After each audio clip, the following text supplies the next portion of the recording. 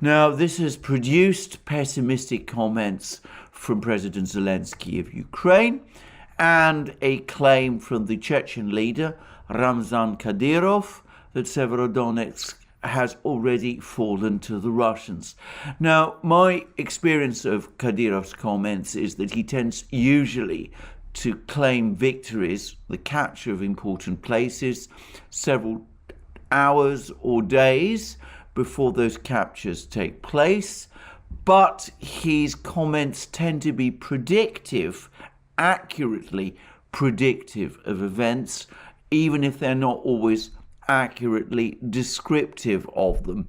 By which I mean that when he says that a place has been captured, it's a sign that it soon will be, even if it is not actually captured when he says it is.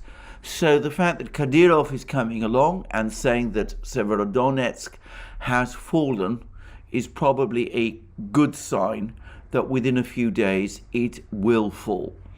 Anyway, whilst Kadyrov is claiming victories in Severodonetsk, President Zelensky, for his part, has been coming out and has been saying that the situation is becoming increasingly difficult for Ukraine. And he made a rather interesting comment about how he's saying that the situation in Donbas and in Kharkiv region is indescribably difficult. He said that whilst visiting Kharkiv region, meeting with the troops there, who it's now clear are once again on the defensive after that perhaps talked up Ukrainian counteroffensive of a few weeks ago.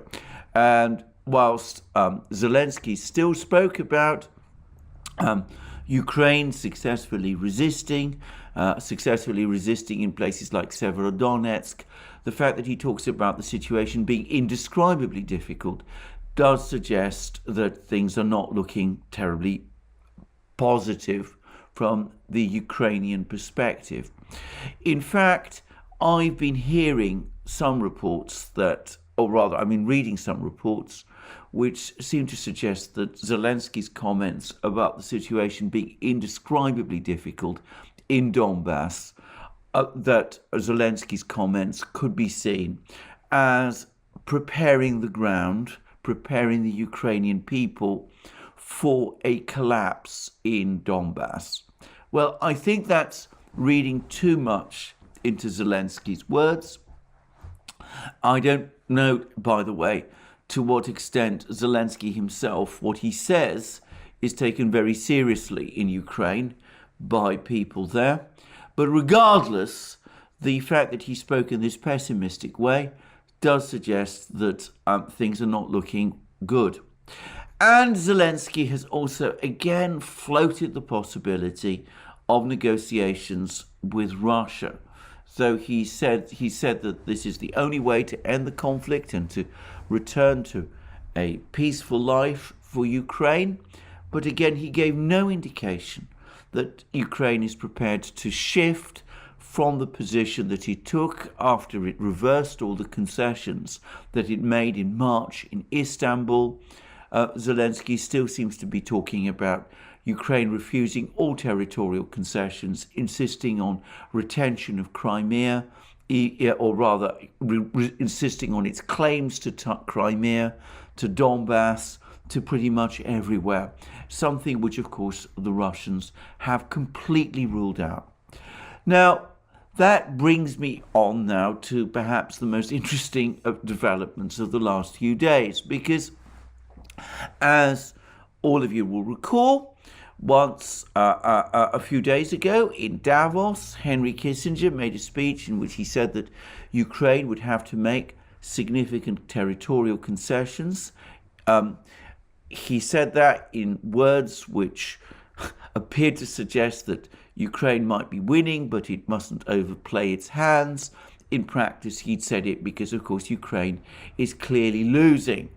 And the interesting thing about the comments that Kissinger made in Davos, which came shortly after that editorial in the New York Times about Ukraine needing to be realistic about the situation, And shortly also after, or rather just before, that Washington Post article about how bleak the situation for the Ukrainian forces is becoming. Anyway, shortly after all those statements appeared by the New York Times, by the Washington Post, by Henry Kissinger in Davos, we've had a flurry of diplomatic activity from West European leaders.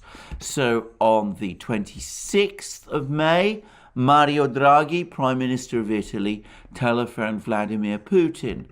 On the 27th of May, Karl Nehammer, Federal Chancellor of Austria, telephoned Vladimir Putin. And on the 28th of May, Emmanuel Macron and Olaf Scholz, the latter, of course, Federal Chancellor of Germany, together jointly telephoned Vladimir Putin. And I'm not going to go through all the readouts. It'd be tiresome to do that. All I would say is that if you read the Kremlin's various readouts of all of these conversations, they are almost interchangeable. It looks as if all of these leaders, Draghi, Nehammer, Macron, Olaf Scholz, all telephoned Putin, essentially telling him the same things, and as if Putin himself replied, also telling these West European leaders the same things as well. I'm just going to read some extracts from the telephone conversation between Putin and Macron and Scholz. And this is what the Kremlin says that Putin said to Macron and Scholz. The president of Russia informed the other parties at length about the latest events in the context of the ongoing special military operation, noting that the Russian armed forces are strictly observing the norms of international humanitarian law, and spoke about the systematic work being carried out to establish peaceful life in Mariupol and other liberated cities in Donbas. Note the Russian expression, liberated cities. In other words, there's no possibility of these cities ever being returned to Ukrainian control. They have been liberated as far as the Russians are concerned from Ukraine. And to continue with the Kremlin readout, special attention was paid to the progress of the negotiation track, which has been stalling through Kiev's fault. Vladimir Putin reaffirmed the Russian side's openness to the resumption of dialogue. The Russian president was critical of the continued dangerous practice of pumping Ukraine with Western weapons, cautioning against the risks of the country's further destabilization and aggravation of the humanitarian crisis. The parties reviewed in detail the global food security concerns. Vladimir Putin explained the real reasons for the unstable food supplies, saying that the disruptions were due to Western countries' erroneous economic and financial policies, as well as their anti-Russian sanctions. He substantiated his statements with evidence and specific data. Russia, on the other hand, is ready to help find options for unhindered grain exports, including the export of Ukrainian grain from the Black Sea ports, increasing the supplies of Russian fertilizers and agricultural produce will also help reduce tensions in the global food market, but that will definitely require the lifting of the relevant sanctions. Now,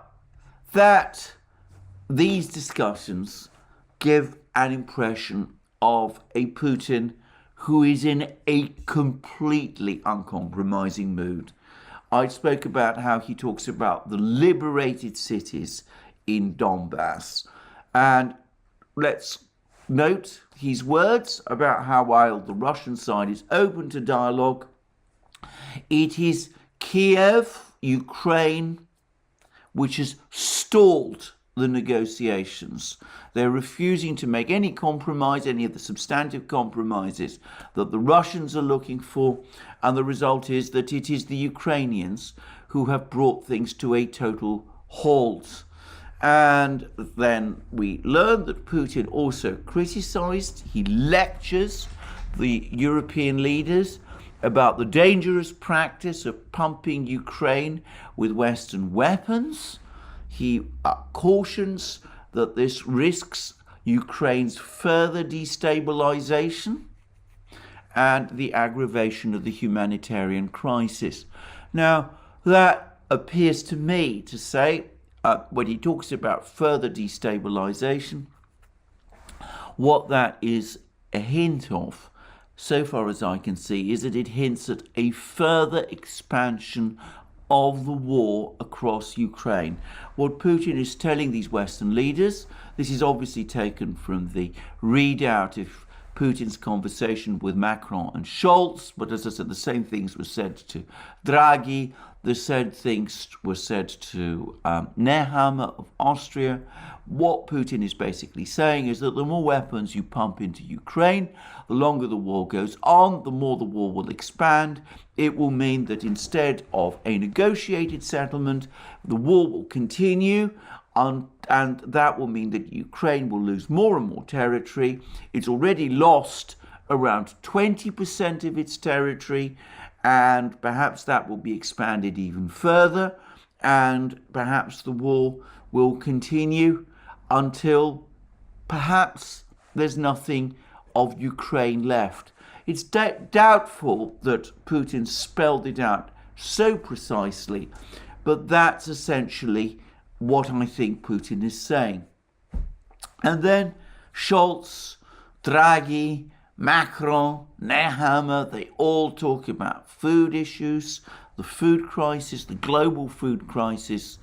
And what happens is that not only is Putin accepting no blame for the situation, he lectures the Western leaders about their own follies. Now, lectures of Western leaders is not something Western leaders are used to being on the receiving end of, but now they're getting them. We see that Putin talks about that the disruptions were due to Western countries' erroneous economic and financial policies. So, Western countries have been pursuing the wrong policies for many years. That's the implication. Green policies, other policies. We won't go into the details, but it's their fault. They've been pursuing the wrong policies for a long time, and they've led to this global food crisis, as well as their anti-Russian sanctions. And Putin says that the major problems are the need for increased supplies of Russian fertilizers and agricultural produce, but that will definitely require the lifting of the relevant sanctions. So here we see Putin taking a very, very tough line with the Western leaders. He's saying to them, look, you've created this problem, you've created this crisis in Ukraine, you've encouraged the Ukrainians to in their stance so that the Ukrainians aren't negotiating. You're still providing Ukraine with weapons, which is extending the war, with the risk that there's going to be nothing of Ukraine left at the end of it. And you created a global food crisis through your mistaken policies, your long-standing policies, your green policies, your other policies.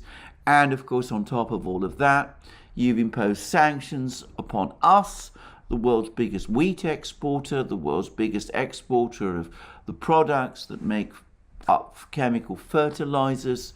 And the result is that there is now a global food crisis. And if you want to really deal with that, you've got to reverse all of these policies. You have to make the difficult decisions. You've got to lift the sanctions. You've got to reverse your economic policies.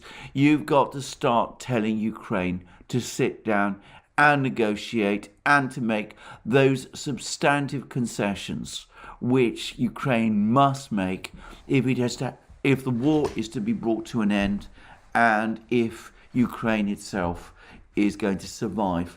Now, I am pretty sure that Draghi, Nehammer, Macron and Scholz are not liking any of this. I'm sure that they're going away deeply frustrated and probably very angry. But the fact is that they're obliged to come to Putin, to telephone him. Of course, they're not actually visiting him. Nehammer did briefly visit him, but got criticized for doing so. He went to Moscow, but this wasn't very popular in Moscow, amongst other European states. But anyway, all of these Western leaders, they have to call Putin, they have to speak to Putin, they have to now listen to lectures from the Russian president, not something, as I said, Western leaders are accustomed to. Normally, it is they who lecture others. They don't like being lectured back to. But that's what they're finding that they have to now face. But they go away, they talk to each other, recriminations take place, but so far, they're not prepared, so far as I can see, to change policies. They're not prepared to lift the sanctions. That would be impossible for them to do. They're not prepared to stop arms supplies to Ukraine. That would be politically extremely difficult for them to do. Though I noticed that Robert Habeck, the hardline green economics minister and vice chancellor in Germany, now says that Germany has almost exhausted its ability to supply weapon systems to Ukraine, and I suspect we'll be hearing more of that from other West European leaders as well. And I've already said that the arms packages that the United States is cobbling together, the latest one, the 40 billion arms package, when analysed properly, is less than 6 billion. It's actually a reduction on the $9 to $10 billion of weapons actually supplied to Ukraine previously, and the probable supply of long-range multiple rocket launch systems is probably the last big throw in terms of weapons that the United States has been able will be supplying to Ukraine. So it's looking as if the Western leaders are running out of options. Their sanctions war has failed. Their military supplies to Ukraine are running out. They're not able to sustain this for very much longer. And they're coming to Putin, asking Putin to make concessions, to make compromises, and they're finding Putin in an uncompromising mood. And Zelensky himself is talking about negotiations, but of course he finds it very difficult to make concessions. And the very fact that people like Draghi and Nehammer and Macron and Scholz call Putin also exposes these leaders from criticism from the extreme hardliners. The Baltic states have all criticized these West European leaders for calling Putin a tool. And if you go to the British media, the pro-Ukrainian, the hardline newspapers, the Telegraph, for example, are once again dredging up the spectre of appeasement. The very fact that these West European leaders are even calling Putin shows supposedly or allegedly that appeasement is in the air. Of course, there's no real alternative offered, presumably supplying even more arms, but as I said, that well of arms is beginning to run out. There's no solution to the global food crisis except to send warships into the Black Sea, which the Turkey seems to be ruling out. There's no real alternative offered as to what to do. But Western leaders are stuck.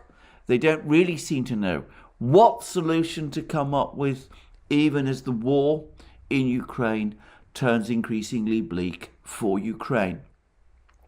One leader, President Erdogan of Turkey, does seem to be making some kind of substantive proposal. He's talking about how he's trying to set up telephone calls with President Zelensky of Ukraine and President Putin of Russia, Erdogan has tried to bring the Ukrainians and the Russians together. Those talks, which might have led to a breakthrough in March, took place in Istanbul, and Erdogan chaired them. He actually made an address at the opening session of the talks. He might be trying to get the Istanbul process back on track.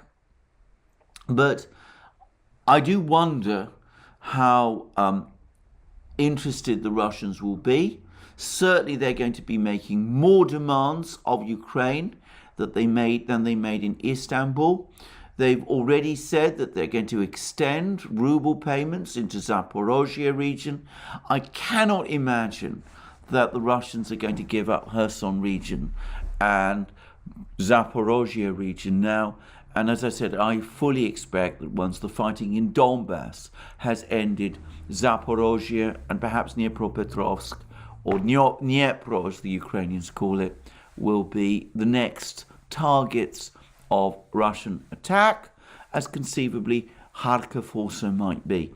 And I wonder, as I said, at what point the Russians will stop this war now. Anyway, that's where we are. It's starting to look to me increasingly as if both the Ukrainians and the West Europeans have missed the bus. They had lots of options, lots of opportunities to negotiate a settlement of this war. The last big one came in March in Istanbul. All of these opportunities have been thrown away. There have always been these assumptions that something will happen, that the Russians will cave, that they'll break in the face of the sanctions, that their military operations in Ukraine will fail. All of that is proving to be wrong, and one gets the sense of European and Western leaders increasingly running out of options, running out of ideas, lacking the political will to change course, and unsure and uncertain what to do. Well, perhaps unsurprisingly, some people in the media have now taken to the blame game. And there was a very strange article in The Guardian which is trying to blame this whole crisis in Ukraine, together with all kinds of other crises in the Middle East, over China, in Afghanistan, over Taiwan, all of these, over Syria. They're all apparently the person who's apparently to blame for all of them is Donald Trump. And this article is, of course, by Simon Tisdall, the liberal humanitarian or neocon foreign policy editor in The Guardian. And this is what he has to say about Ukraine. It's all, again, Donald Trump's fault. And these I'm quoting again. Trump obsequiously courted Vladimir Putin. He obligingly trashed NATO and the EU. And he clashed with Putin's arch foe, Ukraine's leader Volodymyr Zelensky, whom he notoriously and impeachably pressured in a bid to discredit Biden. Trump in office seemed inexplicably beholden to the Kremlin mafia boss. He still does.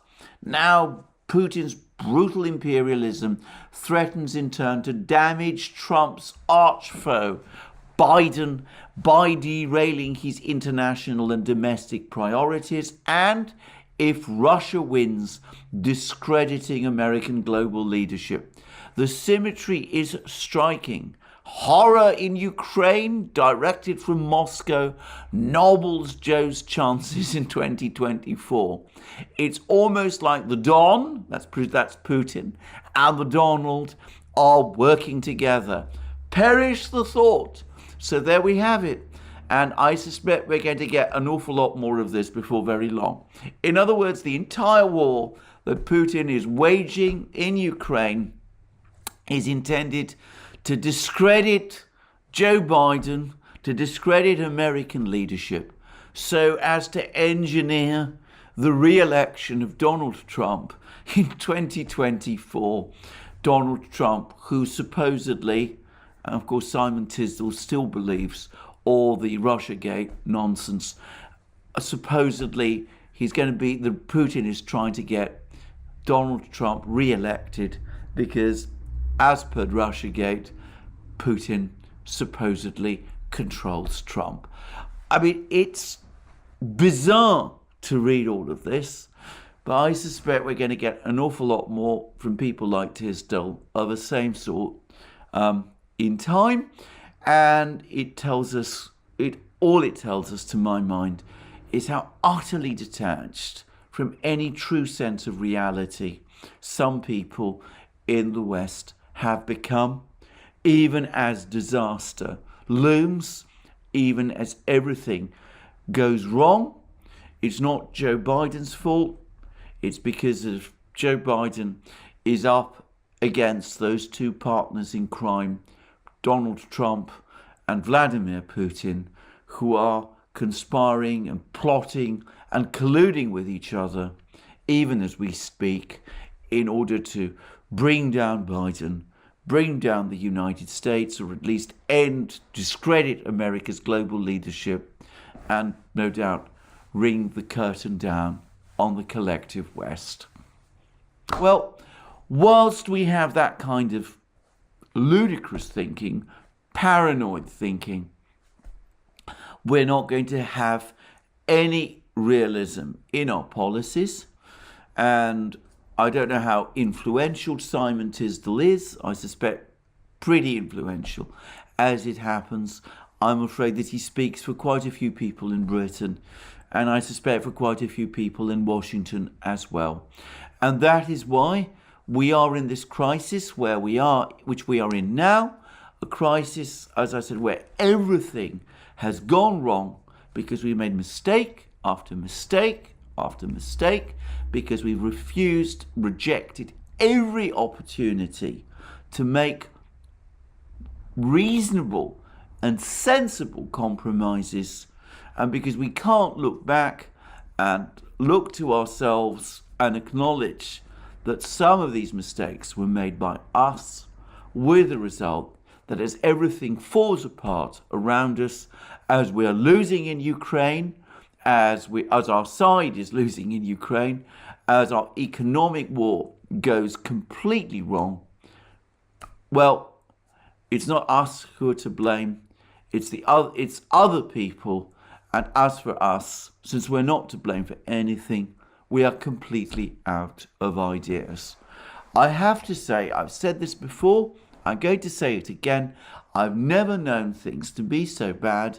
I wonder how long it will be before the realists, people whom I suppose, class people like Henry Kissinger as one of them, before the people who retain some grasp of reality finally take charge and bring all this nonsense to an end. I wonder how much damage is going to be done in the meantime, and an awful lot, I fear. And of course, the damage that is being done to Ukraine is beyond calculation. Well, on that bleak note, that's me for the day. Thank you for joining me again for this program today.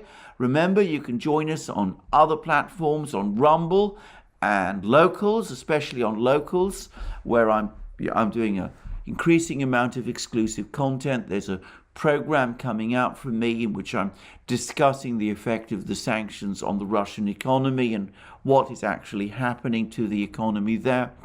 You can find that exclusively on Locals. Long program, by the way, around an hour long. But anyway, fairly analytic. And of course, you can also join me on Locals every Wednesday for my Wednesday live streams, which are exclusive to Locals. They take place every Wednesday at 1400 hours Eastern Standard Time. And of course, if you are watching this program on Rumble, if you go to the top of the video, you will see a red maroon button. If you press that, that will take you directly to our Locals homepage, where you could, of course, watch all this exclusive material that you will find there. And of course, we're also on other platforms, the new free speech platform, SuperU, Odyssey, others too. And of course, don't forget or neglect our Telegram page as well. And if you want to support our work, you can support it via Patreon and Subscribestar. And of course, you can go to our shop. You can buy the amazing things that you will find there, our magic mugs, our hats, our sweatshirts, our t-shirts, all these great things. And last but not least, if you like our work, if you support our work, please remember to press the like button to this video and to check our subscription to this channel. Thank you for joining me again today, and I look forward to you joining me again soon, and have a very good day until then.